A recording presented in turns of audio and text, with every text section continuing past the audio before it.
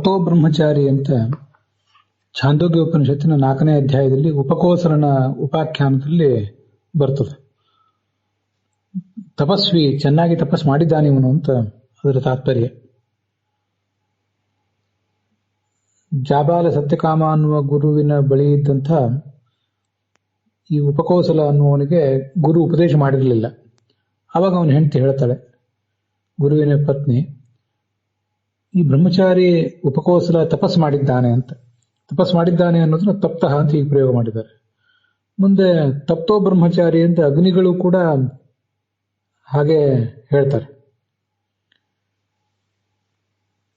ಹೀಗಿಲ್ಲಿ ತಪಸಂತಾಪಿ ಅನ್ನೋ ಧಾತುವಿನ ತಪ್ ಪ್ರತ್ಯಯ ಇದು. ಅದು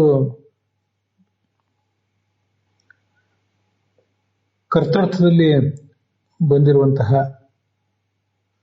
ಒಂದು ಪ್ರಯೋಗ, ವಿರಳವಾದ ಪ್ರಯೋಗ. ನಾವು ಅದನ್ನು ಗಮನಿಸಬೇಕು ಅಂತ ತಮ್ಮೆದುರಿಗೆ ಹಂಚಿಕೊಂಡಿದ್ದೇನೆ.